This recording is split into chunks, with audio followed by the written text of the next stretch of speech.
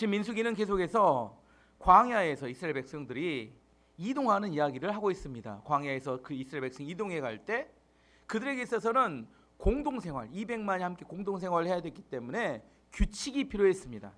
규칙이 없었다면 그들은 다 와해되고 싸우고 갈등이 일어났을 텐데 그들에게 규칙 과정 중에 인류 최초의 역사가 나타나는데 그게 뭐냐면 한 민족이 하나님과 동행했다는 겁니다. 원래 인간은 죄인이기 때문에 한 민족이든 사람이든 하나님과 동행할 수가 없습니다. 근데 하나님과 인간이 동행하는 최초의 장면이 나오는 게 이스라엘 백성들의 광야 이동이었어요. 사랑하면 뭘 찾아낸다고 했어요? 길을 찾아낸다. 설교는 항상 해도 항상 새롭습니다. 사랑하면 길을 찾아냅니다. 사랑이 없으면 항상 안 된다고 이야기해요. 안 된다고 말하는 사람은 안 되는 게 아니라 내 안에 길을 찾아낼 만한 사랑과 열정이 없다는 겁니다. 하나님께서 인간을 사랑하셔서 죄인된 인간과 하나님이 동행할 수 있는 비결을 찾아냈는데 그게 뭐냐면 바로 성막과 제사장과 레위 지파였다는 겁니다. 성막은 어떤 역할을 하냐면 이스라엘 백성들이 진을 칠 때 한 중심에 성막이 있고 그 주변에 사방으로 이스라엘 백성들이 텐트를 쳤어요. 성막은 하나님의 임재를 상징하고 주변에 이스라엘 백성들이 40년을 함께 동행합니다. 이게 인류 최초의 한 민족과 하나님이 동행하는 장면인데 성막이 있었기 때문에 그들이 하나님과 동행함에도 죽지 않았어요. 거룩한 하나님과 죄인된 인간이 결코 함께 있을 수 없습니다. 성막은 어떤 역할을 하냐면 인간이 죄를 지었을 때 그 성막에 나가서 짐승을 잡아서 번제와 여러 제사를 지내면 하나님이 그 제사를 통하여 우리를 용서하시고 우리 죄를 용서하시고 우리를 죄 없다고 인정해 준다는 것이 성막이 하는 역할입니다. 근데 그 성막을 일반 백성이 들어가면 안 됩니다. 그래서 성막에 섬기는 사람들 하나님이 정하셨는데 그게 누구냐면 제사장과 레위인들, 그들로 하여금 성막을 섬기게 했습니다.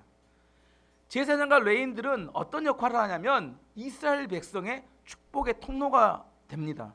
그들이 없으면 하나님과 동행할 수가 없습니다. 하나님께서 한 민족과 동행하기 위해서 그들에게 만들어줬던 게 성막과 제사장과 레위 지파라는 구별된 사람들을 만들어 두셨어요. 정하셨습니다. 근데 오늘 본문의 민수기 6장에는 또 다른 구별된 사람들을 하나님이 정하시는 이야기가 나오는데 그게 누구예요? 나실인이었다는 겁니다.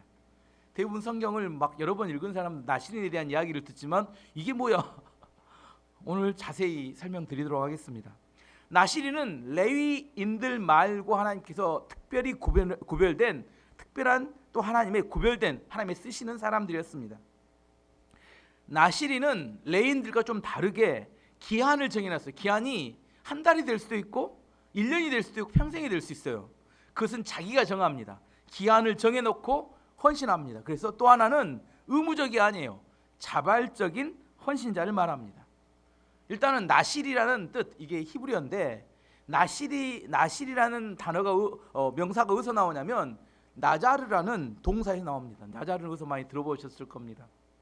새순교회 선교원 이름이 나자르 선교원 맞죠? 나지르나 나자르나 비쌉니다.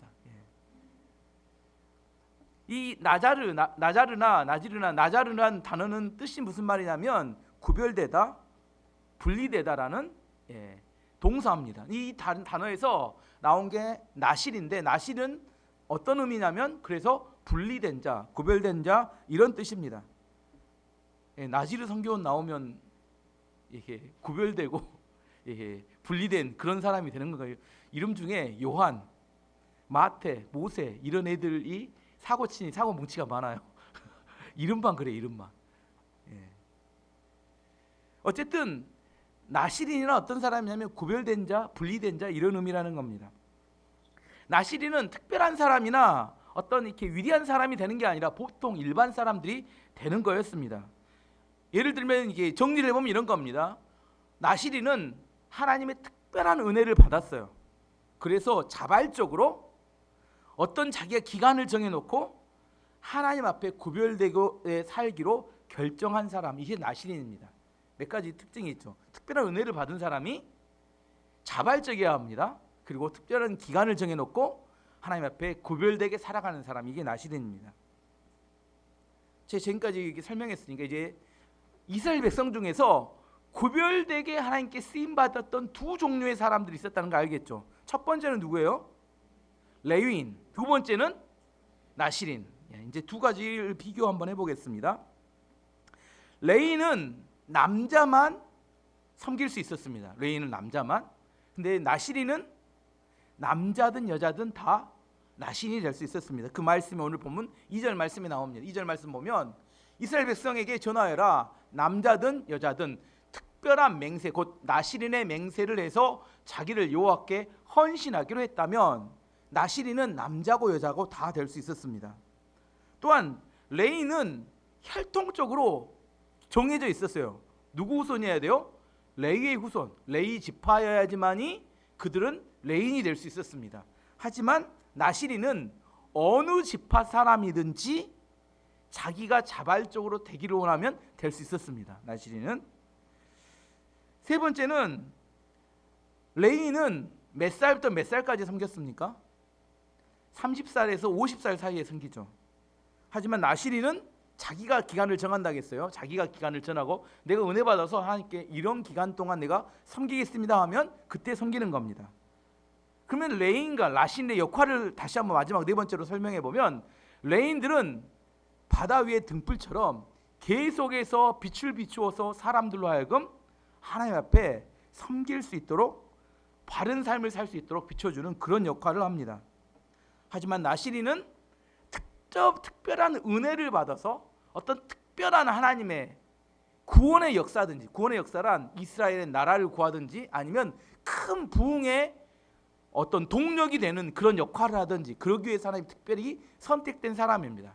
이스라엘 역사 중에 가장 나시린이 많이 나타난 때가 사사기입니다.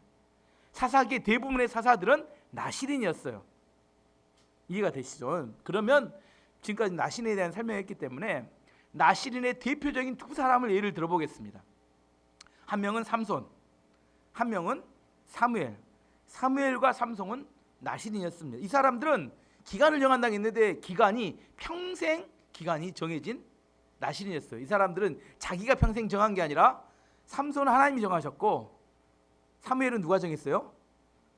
엄마가 정했습니다. 엄마가 너는 평생 하나님께 드려져야겠다 이렇게 이야기했습니다. 먼저 사무엘을 한번 살펴보면 사무엘상 1장 10절 11절 말씀 보면, 한나가 마음이 괴로워서 여호와께 기도하고 통곡하며 서원하여 이르되 만군의 여호와여, 만일 주의 여종의 고통을 돌보시고 나를 기억하사 주의 여종을 잊지 아니하시고 주의 여종에게 아들을 주시면 내가 그의 평생에 그를 여호와께 드리고 삭도를 그의 머리에 대지 아니하겠나이다. 누가 서원해 버렸어요? 엄마가 평생 이 아이를 하나님께 바치겠습니다 하고 소원했습니다. 한나가 소원 기도를 통하여 아들을 주시면, 이게 중요한 게 뭐예요? 아들을 오랫동안 못 낳아서 고통받다가 하나님께 소원 기도, 하나님께서 나에게 아들을 주시면 이 아들을 하나님께 바치겠습니다 그렇게 소원합니다. 그리고 나서 그가 아들을 실제 사무엘을 낳게 되고 젖을 뗀 후에 그 사무엘을 하나님께 바치게 되어서 사무엘은 어렸을 때부터 엘리 대제사장 옆에서 자라나게 됩니다. 근데 사무엘이 왜 나시린일까요? 사무엘이 왜 나시린일까요? 사무엘은 지파가 어느 지파예요? 에브라임 지파입니다. 레위인이 아니다니까요. 레위 지파가 아니라 사무엘은 출신이 에브라임 지파입니다. 그래서 사무엘은 제사장이 아닙니다. 사무엘 대제사장 하면 틀립니다. 사무엘은 제사장이 아니에요. 사무엘은 선지자 아니면 사사 이렇게 붙여야 맞는 이야기입니다. 그는 제사장이 될 수가 없어요. 왜냐하면 그는 레위 지파, 아론의 후손이 아니기 때문에 대제사장이라고 붙이면 잘못 붙이는 겁니다. 두 번째, 삼손. 삼손은 하나님께서 블레셋으로부터 이스라엘 구원하기 위해서 하나님께서 선택한 나시린이었습니다. 사사기 13장 3절에서 2절에서 5절 말씀 보면, 소라 땅에 무슨 지파? 단 지파의 가족 중에 마노아라 이름하는 자가 있더라. 그의 아내가 임신하지 못하므로 출산하지 못하더니 여호와의 사자가 그 여인에게 나타나서 그게 이르되 보라 내가 본래 임신하지 못함으로 출산하지 못하였으나 이제 임신하여 아들을 낳으리니 그러므로 너는 삼가 포도주와 독주를 마시지 말며 어떤 부정한 것도 먹지 말지니라. 보라 내가 임신하여 아들을 낳으리니 그의 머리 위에 삭도를 뒤지 말라. 이 아이는 태에서 나옴으로부터 하나님께 바쳐진 나실인이 됨이라. 그가 블레셋 사람의 손에서 이스라엘을 구원하기 시작하리라 하시니. 삼손은 누가 결정했냐면 하나님께서 결정해서 천사를 통하여 그의 어머니 마노아의 아내죠. 그의 어머니 삼손의 어머니에게 알렸습니다. 이 아이는 나실인이니까 너는 태 안에 뱃속에 아이가 있을 때부터 포도주나 독주를 마시면 안 되고 그 아이가 나더라도 절대로 머리를 잘라서는 안 된다. 이렇게 하나님께서 말씀해 주셨습니다. 그 아이는 나실인이다 이렇게 결정했습니다.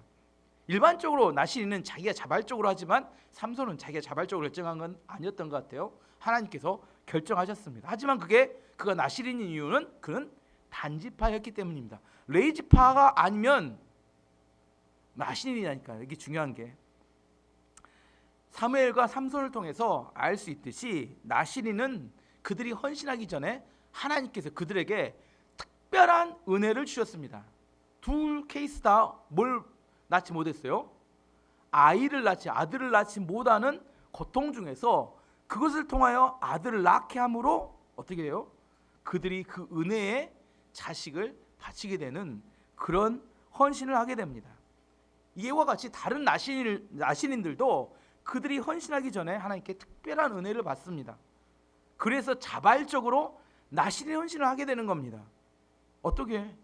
죽을 병에 걸렸다가 고침을 받았든지 아니면 자기의 전 재산을 잃을 만한 위기에서 하나님께서 그것을 보호해 주셨든지 아니면 너무나 절망적이고 힘들었던 그런 상황 중에 하나님의 구원의 은혜를 주셨든지 등등의 자기 인생 가운데 놀라운 하나님의 역사와 구원의 은혜를 체험한 사람이 너무나 감동이 돼서 이게 중요합니다. 나는 자발적으로 할 생각이 전혀 없어. 하시지 않으면 돼요. 하시지 않으면 돼요. 나는 감동이 없으면 안 하면 됩니다. 근데 감동과 감격이 없는데 억지로 하면 문제가 됩니다. 나실인은 자기 마음에 자발적인 하나님의 감동과 은혜가 있는 사람이 헌신하는 겁니다. 왜 근데 그들은 갑자기 그런 헌신을 하게 될까요? 인간의 마음이 간사하기 때문입니다. 은혜를 받아요. 근데 은혜를 어떻게 해요? 시간이 지나면 쉽게 잊어버리기 때문입니다. 하나님께서 그 은혜를 주신 이유는 그 은혜를 통해서 과거의 죄악된 삶을 끊고 새로운 하나님의 믿음의 삶을 살기를 원하시는데 은혜를 받고 나면 지나가 버리면 어떻게 돼요? 잊어버리기 때문입니다. 그래서 내 안에 받았던 은혜를 확정짓고 내가 변화된 삶을 살기 위해서 자기도 감동이 되었을 때 나실인의 헌신을 하도록 하는 겁니다. 요즘 시대로 한번 적용을 해볼게요. 어떤 사람이 어떤 극적인 하나님의 은혜로 내 안에 어떤 문제가 해결됐습니다.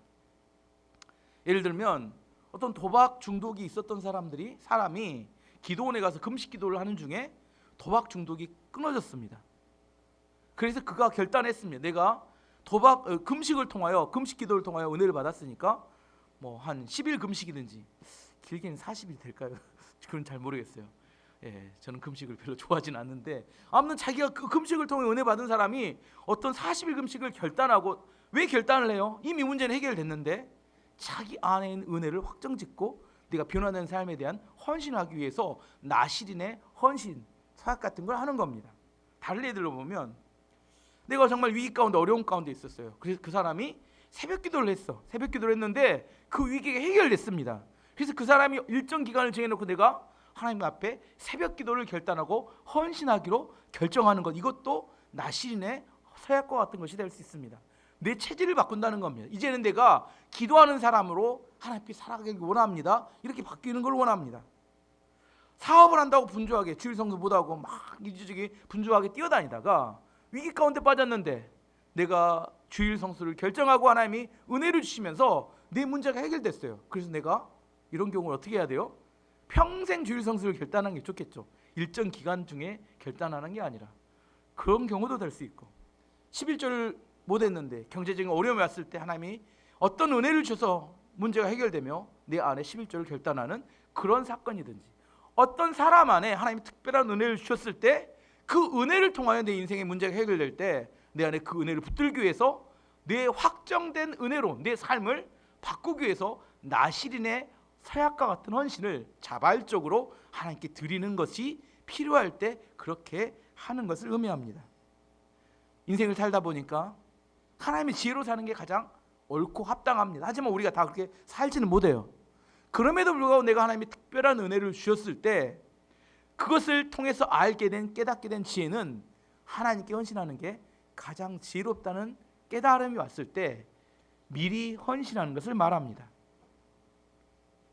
왜요? 은혜를 확장짓기 위해서 내 안에 변화된 새 사람으로 살아가기 위해서 나실인에 헌신하는 겁니다.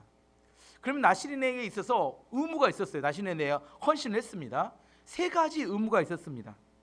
세 가지 규칙이 있었는데 이 세 가지 규칙은 정말 최소한의 규칙입니다. 이게 어려운 게 아니라 뭐냐면 다른 모든 것은 일반 사람과 똑같이 살아도 됩니다. 나실인은 레인이 아닙니다. 직장도 마음대로 가져도 되고 뭣도 해도 돼요. 결혼 생활도 마음대로 해도 됩니다. 하지만 세 가지는 꼭 지켜야 합니다. 그 세 가지가 뭐냐면 첫 번째는 독주와 포도주를 마시면 안 된다. 3절 4절 말씀 보면 포도주와 독한 술을 마시지 말고 포도주나 독한 술로 만든 초도 마시지 마라. 또 포도즙도 마시지 말고 포도나 건포도도 먹지 마라. 나신으로서 살기로 맹세한 동안에는 포도 나무에서 나은 것을 아무것도 먹지 마라. 씨나 껍질도 먹지 말라. 왜 술을 먹으면 안 된다고 말씀하셨을까? 나신인에게 있어서 술은 중독을 상징합니다. 내가 하나님께 바쳐진 존재예요. 그래서 모든 것의 최우선순위가 하나님이 되어야 합니다. 근데 내가 무언가에 중독돼 있으면 하나님께서 나에게 말씀하셨을 때 그 말씀에 순종할 수가 없습니다.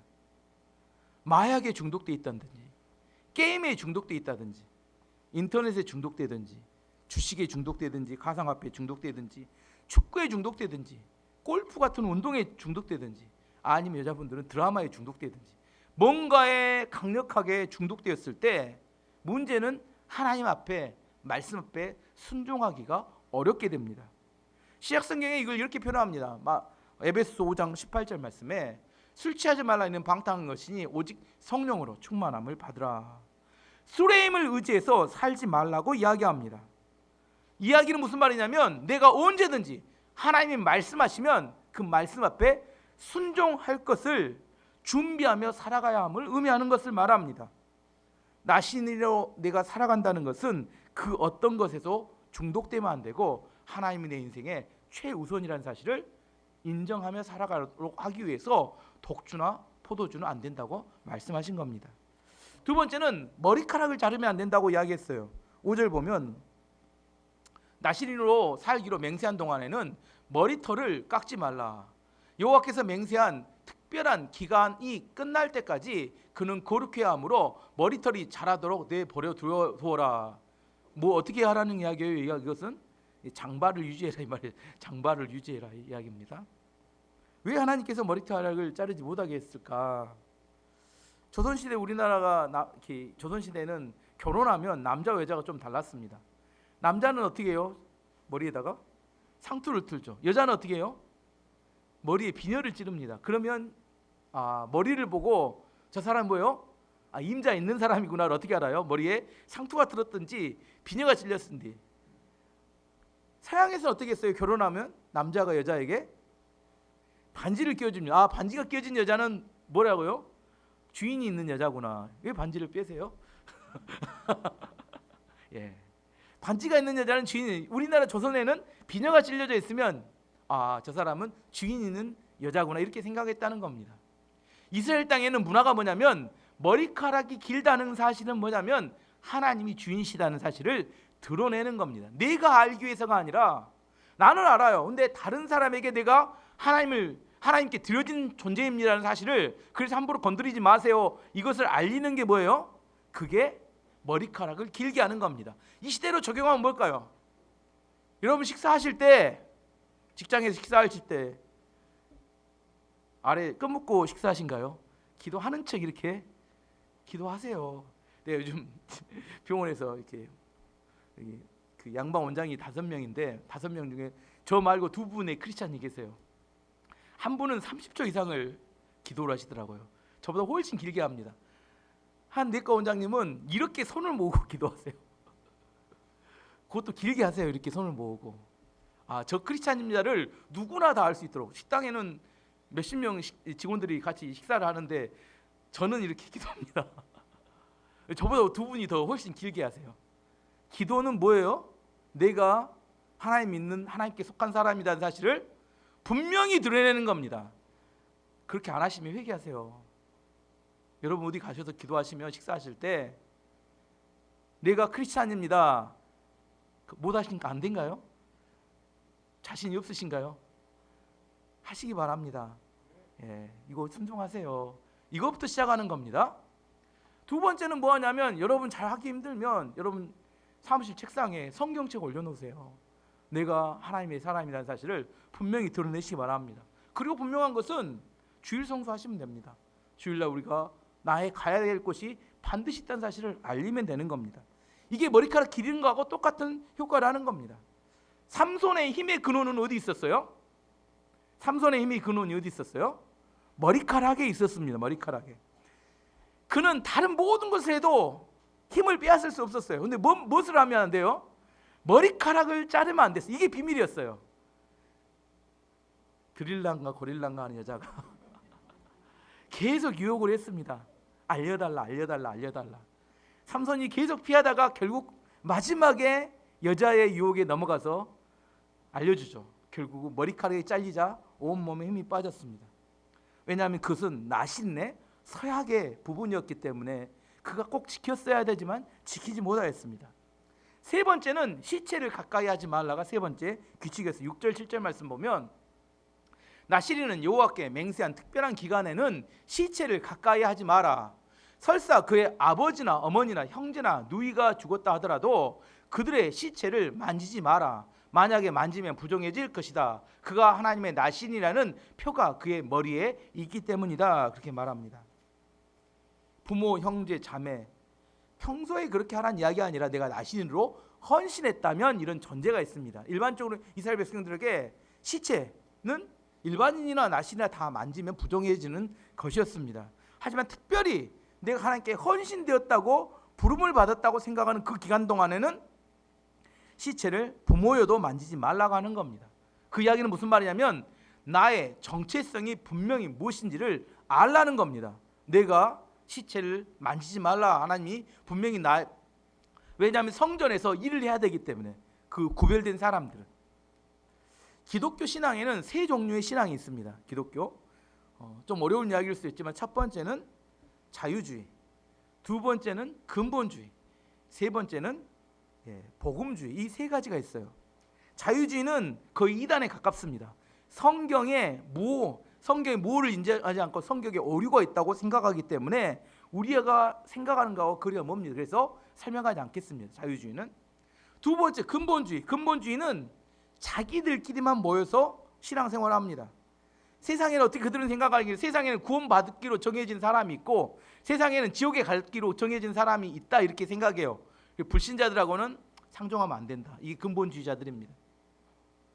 세 번째 복음주의. 복음주의는 뭐냐면 우리가 구별된 모습이 되어서 세상 안으로 들어가서 세상을 변화시키자. 우리 교회는 어디 가까워요? 우리 교회는 복음주의입니다. 복음주의예요.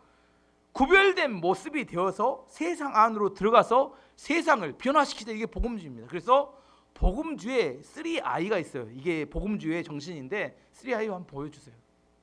복음주의 3I는 뭐냐면 첫 번째가 아이덴티티입니다. 아이덴티티는 정체성이에요. 내가 누구인가.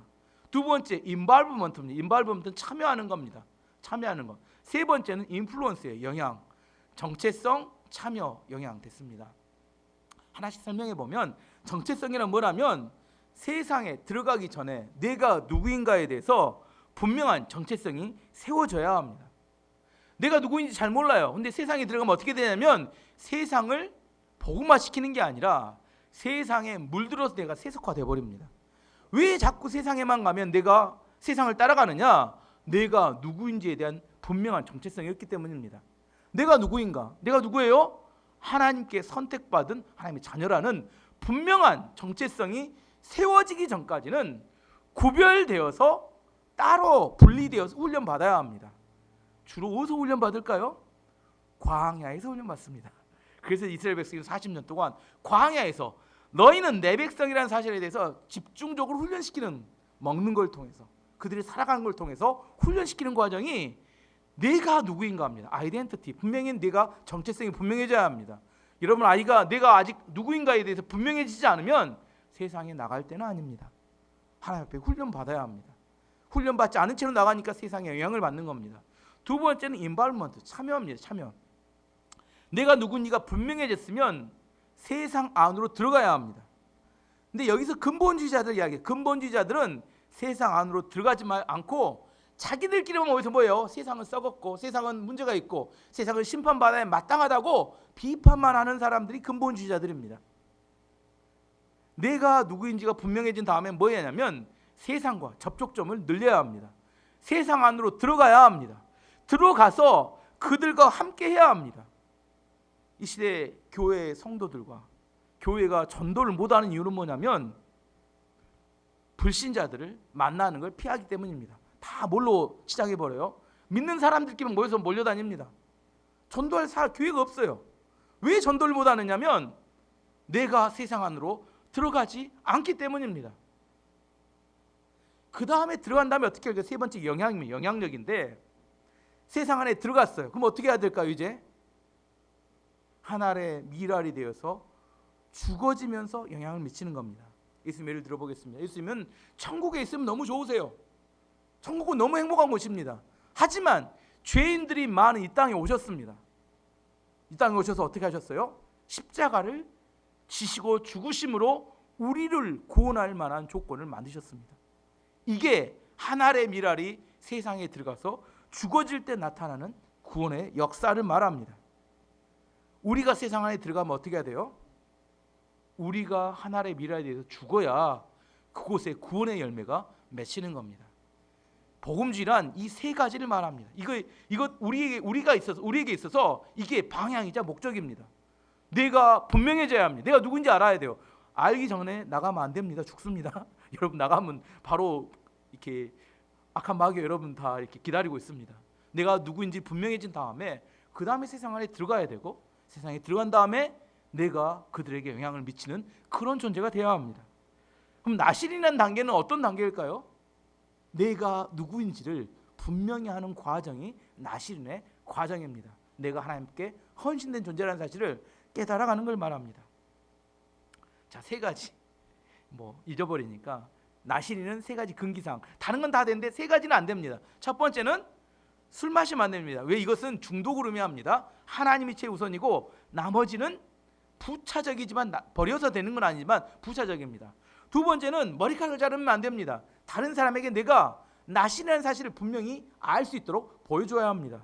세 번째는 내가 시체를 만지면 안 됩니다. 내가 구별된 존재임을 내가 분명히 알고 그때까지 훈련받아야 합니다.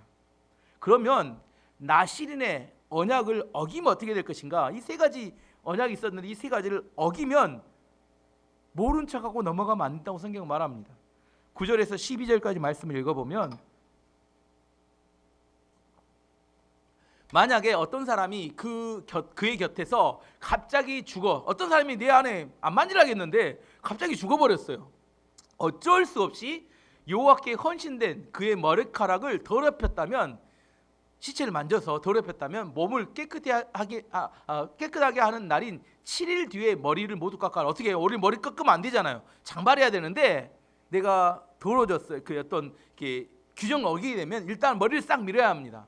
그리고 8일째 날 산 비둘기 2마리나 집비둘기 새끼 2마리, 작은 제물입니다. 비둘기 2마리를 회막 입구에 있는 제사장에게 가져가라.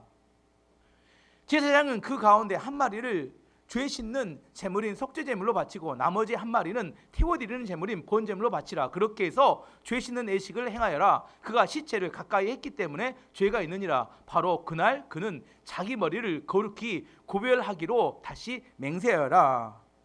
그리고 다시 특별한 날을 정해서 자기를 여호와께 바치고 1년 된 순양을 가져와서 허물을 씻는 속건제를 바치라. 그 전까지의 기간은 무효다. 그 전에 했던 모든 나신의 그 어떤 규약은 무효고 그것은 그가 그 기간 동안에 부정해졌기 때문이다.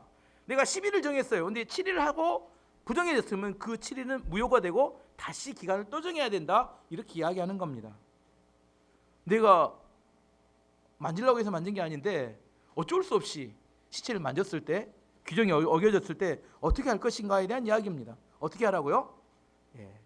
속죄의 제물을 드리고 다시 기간을 정해서 그 기간을 지키라 이렇게 이야기했습니다.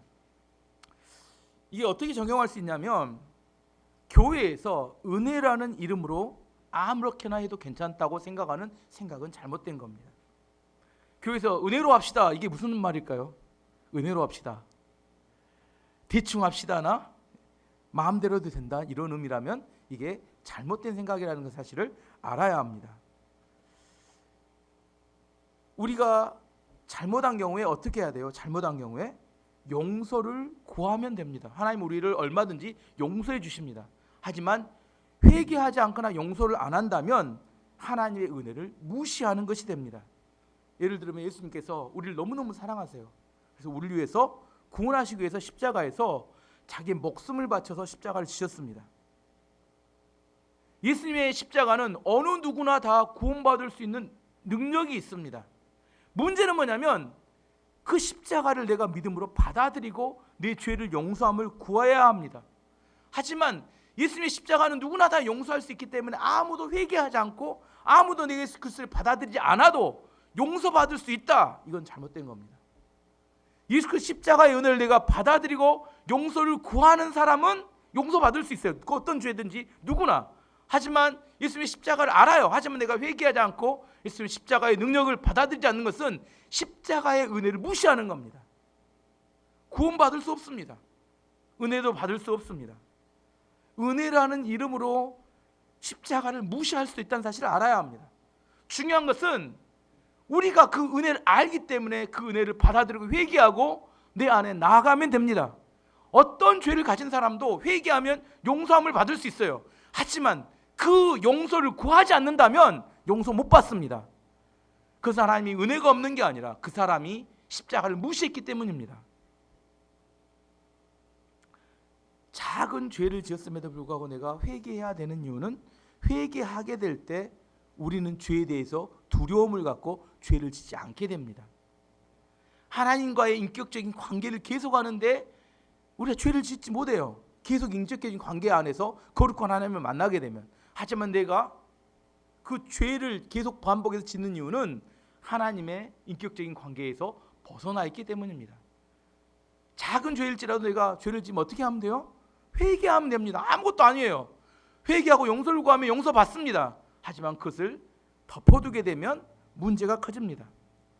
삼손의 예를 들어보겠습니다. 삼손은 나시린이었어요. 하나님 특별한 은혜를 받은 사람이었습니다. 드릴라라는 여자와 성적인 문제가 많이 있었습니다. 그랬을 때 그 삼손이 나신의 규약을 시체를 만진 적도 있고 여러 가지 규약을 어길 때마다 그가 뭐 했으면 돼요?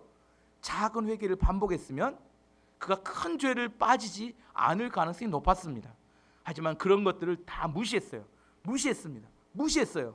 나중에 결정적으로 자기의 비밀을 말하고 그는 머리카락이 잘리고 그는 힘이 빠지고 두 눈이 뽑힌 채로 블레셋 사람들의 조롱거리가 되고 말았습니다.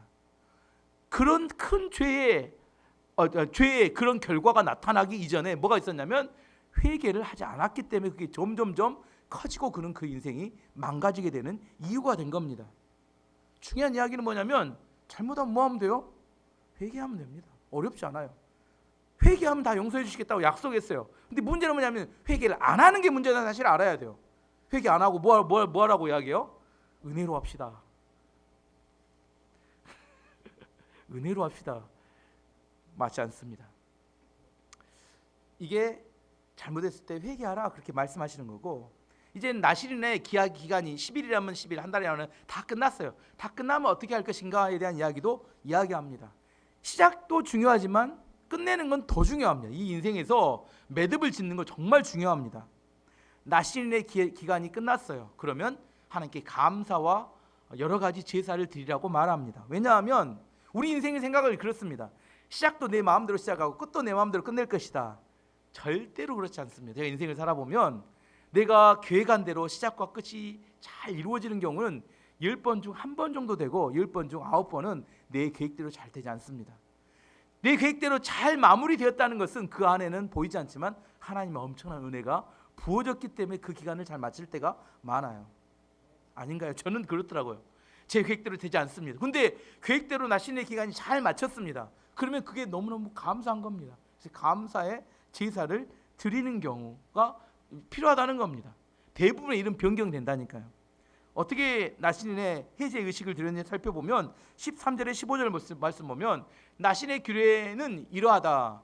맹세한 기간이 끝나면 회막 앞으로 가서 거기에서 여호와께 제물을 바쳐라. 흠없는 1년 된 순양을 번제물로, 첫 번째는 번제물을 바치고 흠없는 1년 된 암양을 속죄제물로 바뀌라. 속죄물로 바치고 그리고 흠없는 순양 한 마리를 화목제물로 바치라. 이면 화목제물로 바치라. 그 밖에도 누룩을 넣지 않는 기름을 섞어 만든 빵과 누룩을 넣지 않고 기름을 발라 만든 과자를 가져와서 곡물 제물과 부어 드리는 제물인 전제물과 함께 바치라. 곡물로 바친 제물을 소제라고 합니다. 소제, 4가지 제사를 한꺼번에 드려야겠죠. 예, 4가지 제사를 드려야 되고 또 18절 말씀 보면 나시리는 회막 입구로 가서 그가 받친 머리털을 밀고 그 머리털을 화목제물 밑에서 타고 있는 불에 올려놓아라. 그동안 머리를 이렇게 길렀잖아요. 하나님께 바쳐진 걸로. 이제 어떻게 해요? 끝낼 때는 머리를 싹 자르라는 거예요. 그리고 화목제물 안에 넣어서 태워버려라. 이게 그 나시린의 해제 규약입니다. 자, 왜 이렇게 자세히 설명하냐면 시작은 간단하게 시작했는데 끝나는 과정은 굉장히 복잡하게 하나님 만들어 놓으셨습니다. 나신의 시작 때보다 나신이 끝날 때 왜 이렇게 복잡한 규정을 만들어 놨을까? 시작과 끝을 분명하게 구별하라는 의미입니다. 나신이란 직분이 될 수 있습니다. 우리나라 교회에서 직분 중에 서리 집사라는 직분이 있어요. 어떤 분들은 한 번 집사가 되면 평생 집사가 되는지 압니다. 우리나라만 있는 일입니다. 우리나라는 목사도 마찬가지입니다. 목사도 교회에서 인정할 때 목사고 내가 사임을 하지 않으면 목사가 아닙니다. 그냥 일반적으로 이렇게 하나님을 믿는 성도와 똑같습니다. 직분이란 뭐예요? 쓰임 받을 때 직분자가 되는 거고 쓰임에서 끝나면 직분이 내려져야 될 맞습니다. 근데 우리나라는 한 번 장관님이면 평생 장관님이고 한 번 의원님은 평생 의원님이 되듯이 한 번 집사님은 평생 집사님이 된다는 잘못된 생각이 있어요. 뭐가 없는 거예요? 시작이 있는데 끝이 마무리가 애매모호하게 끝나는 겁니다. 그렇기 때문에 뭐가 안 되냐면 그 직분이 주어졌을 때의 소중함을 잘 모르는 겁니다. 내 안에 직분이 끝나는 것을 분명히 함을 통하여 그 직분이 나에게 주어지지 않은 상황에서는 내가 일반인으로 돌아가면 됩니다. 그 이야기는 무슨 말이냐면 직분이 분명하게 있다는 사실은 뭘 의미하냐면 직분이 주어졌을 때 충성과 헌신을 다하는 게 필요하다는 사실을 의미하는 겁니다. 내가 직분을 무시하면 안 됩니다. 하나님이 주시는 직분, 그것은 소중한 겁니다. 우리나라의 서리 집사는 잘못 만들어지면 직분을 무시하게 만드는 이유가 됩니다. 아무것도 안 해요 1년 동안. 근데 직분은 집사 직분입니다. 이것은 잘못된 겁니다. 내 안에 하나님이 주신 직분이 있어요. 그러면 직분이 주어졌을 때 하나님께 충성하며 헌신하는 기회가 주어졌다고 생각해야 맞습니다. 나시린이었을 때 충성하고 나신이 끝나면 일반으로 돌아가면 됩니다. 그것을 분명하게 하기 위해서 나신의 끝나는 규약을 분명하게 한 겁니다. 만약 나신의 끝나는 규약이 분명하지 않다면 아무나 머리 길고 다니면 뭐예요? 아무것도 안 해도 저 사람 나신인갑다 이렇게 착각할 수도 있기 때문입니다. 어쨌든 맡겨졌을 때 충성하기 위해서 끝마무리를 분명하게 해야 할 필요가 있습니다. 나신에 대한 규정이 여기까지고 마지막으로 우리가 주로 찬양한 아론의 축복에 대한 아론과 제사장의 축복에 대한 말씀이 22절 26절까지 나와 있습니다. 한번 읽어보겠습니다. 여호와께서 모세에게 말씀하여 이르시되 아론과 그의 아들들에게 말하여 이르기를 너희는 이스라엘 자손을 위하여 이렇게 축복하여 이르되 여호와는 내게 복을 주시고 너를 지키시기를 원하며 여호와는 그의 얼굴을 내게 비추사 은혜 베푸시기를 원하며 여호와는 그 얼굴을 내게로 향하여 드사 평강 주시기를 원하노라 할지니라 하라. 이걸 아론의 축복이라고 하죠. 이게 제사장의 축복입니다. 이스라엘 백성들 가운데 특별히 제사장들에게 축복의 권한을 하나님이 주셨다는 거예요. 누가? 하나님께서 이스라엘 백성들 중에서 제사장이 축복의 권한을 줘서 너는 뭐예요? 의무적으로 제사장은 뭐 해야 돼요? 의무적으로 만나면 무조건 이것을 선포하며 축복을 해줘야 합니다. 이건 제사장의 의무예요. 뭐에 대한 축복이에요? 하나님 복을 주시고 지켜주시기로나 보호에 대한, 자비를 베푸시고 은혜 베푸시기로나 은혜에 대한, 그 다음에 평강 주시기를 원하노라 평강에 대해서 우리가 바라는 모든 게 다 포함되어 있는 축복이죠. 제사장은 의무적으로 만나면 뭐 해야 돼요? 축복 기도 해줘야 돼요. 아시죠? 저도 만나면 항상 축복 기도합니다. 그걸 귀하게 여기실 줄 알아야 됩니다. 27절에 왜 귀하게 여긴지에 대한 이유가 나옵니다. 27절 말씀 보면 아론과 그의 아들들이 내 이름으로 이스라엘 백성에게 복을 빌어주면 내가 그들에게 복을 내릴 것이다. 이게 아주 중요한 이야기입니다. 제사장에게 축복 기도를 하도록 하셨고 하나님께서 그가 제사장들이 기도하면 내가 그 기도를 듣고 기도받았던 그 백성을 축복해 주겠다 이렇게 약속하셨다는 거예요. 이건 이스라엘 백성들을 움직일 때 어떻게 움직이기를 원하시냐면 하나님께서 이스라엘 백성에게 복을 내리기를 원하시는데 누구를 통해서? 제사장을 통해서 복을 주시겠다고 약속하신 이야기입니다. 왜냐하면 제사장들의 영적인 권위를 세우기 위한 하나님께서 복을 주는 방법을 이렇게 만드신 겁니다. 우리가 만든 게 아니라 하나님께서 이런 시스템을 성경에 기록하고 만들어 주신 겁니다. 제사장들이 축복하게 하셨고, 하나님이 축복 직접 하실 수 있지만 제사장들이 축복하게 하셨고, 그 축복의 기도를 들으시고 하나님께서 백성을 축복해 주겠다고 하나님께서 약속하셨다는 거예요. 그래서 제사장들은 의무적으로 만나면 뭐예요? 축복 기도를 해주는 것이 그들의 의무였고, 백성들은 제사장들의 축복 기도를 받는 것이 필요했습니다. 그래서 영적인 관계를 형성하기 위한 방법입니다. 저를 인간적으로 생각하지 마시고 기도를 받으셔야 될 때 기도를 잘 받으시기 바랍니다. 그것도 지혜입니다. 우리 인생 가운데 영적인 권위자를 하나님이 세우신 이유가 분명히 있는 겁니다. 내가 해도 되지 않냐? 여러분이 해도 하셔도 돼요. 하지만 하나님께서 질서를 세우셨으면 그 질서를 따라가는 것도 매우 중요합니다. 다시 한번 이야기하지만 제사장들의 축복 기도를 통하여 이스라엘 백성들은 복을 받았습니다. 이 시대로 우리 교회로 말하자면 목사와 셀 리더들의 기도를 귀하게 여기시 바랍니다. 여러분들 위에 세워진 권위자들의 기도를 통해서 여러분에게 축복이 흘러온다고 해석해도 틀리지 않습니다. 여러분 위에 세워진 영적 권위자들의 기도를 귀하게 여기시고 어려움이 생겼을 때 기도를 부탁하셔야 합니다. 그리고 여러분 그 기도를 통하여 여러분의 일생의 문제와 어려움의 문제를 해결하는 지혜를 얻으시기 바랍니다. 그렇게 이야기합니다. 마지막 결론입니다. 어쩌면 이 시대에 나실이 누굴까? 레이지파는 혈통적으로 결정됐다면 나실이는 자발적으로 헌신된 사람들 말합니다. 우리가 될 수 있습니다. 하나님이 우리를 선택하고 부르셨다면 내가 나실인 의식을 가지고 헌신 나누면 나실이 될 수 있습니다. 나실인들에게 있어서 중요한 몇 가지가 있었죠. 중독되면 안 됩니다. 하나님이 최우선이 돼야 합니다. 그 다음에 잘못하면 어떻게 돼요? 빨리 회개해야 합니다. 미루면 안 됩니다. 그리고 맡겨진 직분을 귀하게 여길 줄 알아야 합니다. 그리고 여러분 위에 세워진 영적인 리더들의 기도를 귀하게 여기실 수 있기를 바랍니다. 그걸 통하여 지금 하나님이 레인이나 나실이나 왜 세우셨어요? 이 사람들은 축복의 통로입니다. 이스라엘 백성들을 축복하기 위한 통로로 하나님이 특별히 세운 사람들을 통해서 사역하셨다는 사실을 지금 이스라엘 백성들을 통해서 알 수 있게 됩니다. 어쨌든 우리도 하나님 주신 영적인 비밀과 지혜를 통하여 많은 복을 받는 2022년이 되시기를 축원합니다.